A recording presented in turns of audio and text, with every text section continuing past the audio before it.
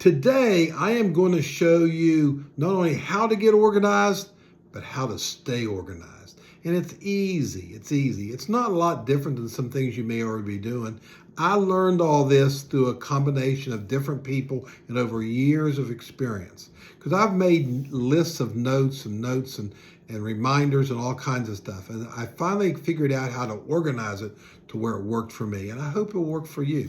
First thing you do is with a piece of paper, make an X. Now, if you want to keep this on your phone, you can. Just open up a note and make 4 different categories, 1 through 4, okay? And you can do it that way if that's what you want to do. But I find it easier on a paper.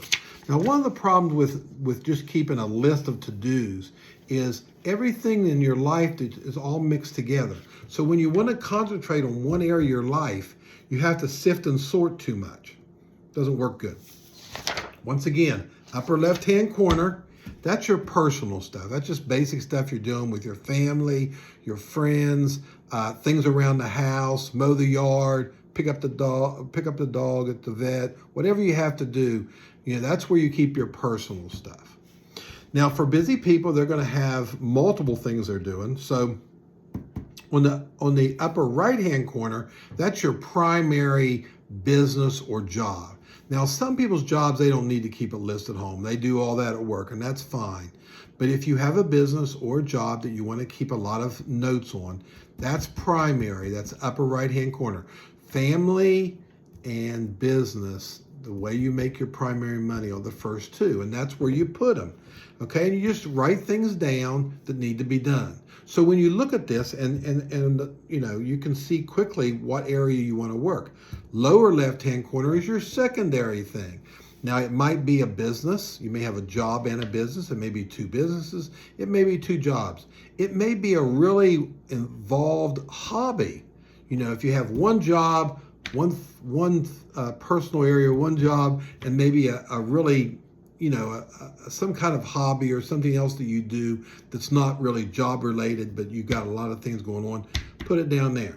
Okay? Now, that's the first 3 quadrants. The secret to this process is the 4th one. It's called the parking lot. Okay?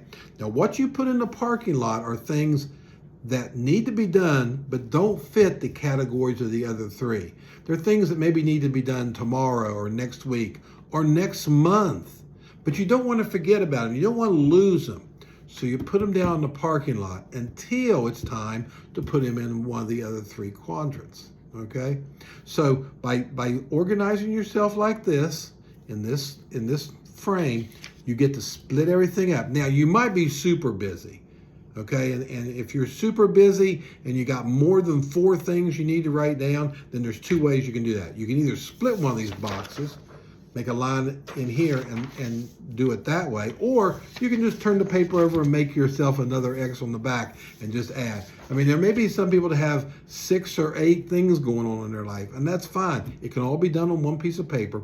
But the secret to this, there's 2 secrets. Number 1 is by doing it this way, separating them out, it makes it easier for you to find the things that you're looking for and keeping them separate from other things so that you can be more efficient. And the other secret is the parking lot. The parking lot I found was tremendously useful because I knew those things I needed to keep in my mind, but they were hard to keep in my mind, and they didn't really fit on the to-do list anywhere. But I captured them by putting them in there. So you can try this system and see if it works for you. It's worked great for me.